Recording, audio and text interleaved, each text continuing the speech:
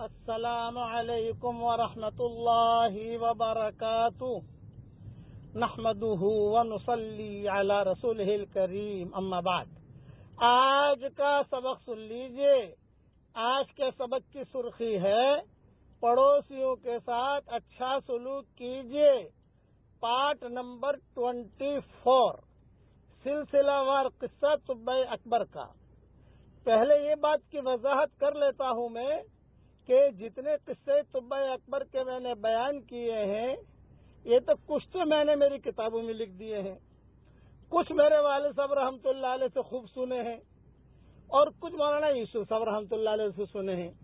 یہ تاریخی قصے ہیں۔ تاریخی قصوں میں زیادہ حوالے دیکھے نہیں جاتے۔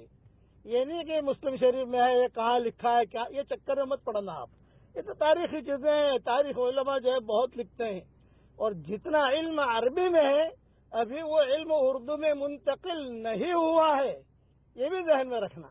بہت زیادہ علم عربی میں موجود ہے جو ابھی ہمارے علماء اسے اردو میں منتقل نہیں کر سکے ہیں۔ اللہ جب چاہے گا، توفیق دے گا، تو یہ بھی انشاءاللہ منتقل ہو جائے گا۔ اب قصہ سنو کعبے کے پردے کا۔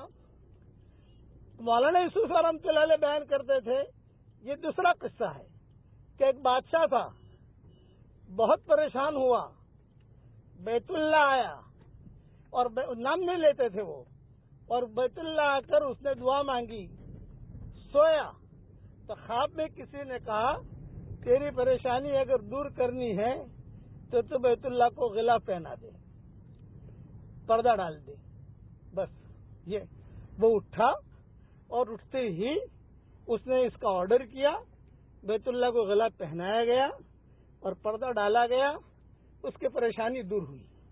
اس کے بعد سے، یعنی قصے کے بعد سے، جب لوگوں کو پتا چلا کہ اس کی وجہ سے پریشانی دور ہوئی تو لوگوں نے بیت اللہ کی خدمت کرنی شروع کر دی۔ انہیں میں وہ بوڑھی عورتیں بھی تھیں، کوئی صفائی کرتا، کوئی بیت اللہ کو جو ہے یعنی بیت اللہ کے پردوں کو صاف کرتا، کوئی سیتا، جو سینے والے قصے ہیں، کوئی سیتا، اس لیے غربت تھی اور بہت غربت رہی ہے وہاں۔ مولانا عبید اللہ صاحب رحمۃ اللہ علیہ فرماتے تھے کہ اتنی غربت ہم نے دیکھی ہے کہ ہم تربوز کھاتے تھے تو عرب جو ہے بدو وہ کھڑے رہتے تھے، تربوز ہم جب پھینک دیتے تھے چھلکا تو بدو چھلکا کھا جاتے تھے، چھلکے کے لیے لڑتے تھے۔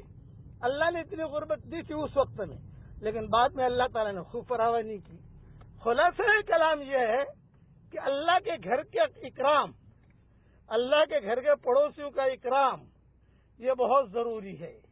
حضور صلی اللہ علیہ وسلم نے اس کا بہت خیال رکھا ہے، اس لیے پڑوسیوں کا اکرام کیجئے، پڑوسیوں کے ساتھ اچھا سلوک کیجئے۔ یہ مضمون انشاءاللہ اور لمبا چلے گا، لیکن اب دوسرے رخ سے میں سمجھاؤں گا آپ لوگوں کو انشاءاللہ۔ اب پڑھ لیجئے میرے ساتھ۔ جو نعمت اللہ نے آپ کو دی ہے، ہمیں دی ہے، اللہ ہم سے چھین نہ لے، اس لیے یہ دعا کے پڑھنے کا اہتمام کیجئے۔ پڑھیے میرے ساتھ۔ اللہم انی اعوذ بک من زوال نعمتک۔ ترجمہ ہی پڑھ لیجئے کہ اے اللہ،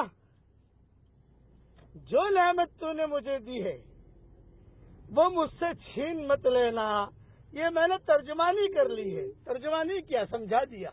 علماء نے لکھا ہے کہ اگر کوئی یہ دعا پڑھتا رہے تو جو بھی نعمت اللہ نے دی ہے اس سے اللہ وہ نعمت نہیں چھینے گا۔ اچھی بیوی ملی، اچھی بیوی باقی رہے گی، اچھا شوہر ملا، اچھا شوہر باقی رہے گا، اچھا پارٹنر ملا، اچھا پارٹنر باقی رہے گا، اچھی دکان ملی، اچھی دکان باقی رہے گی، مال و منال ملا، اللہ اسے باقی رکھے گا۔ اس لیے اس دعا کے پڑھنے کا اہتمام کیجئے، اور اس کا امیجوزی بنا کر میں بھیج رہا ہوں۔ اللہ تعالیٰ یہ دعا ہم سب کے لیے قبول فرمائے، آمین۔ وآخر دعوانا ان الحمدللہ رب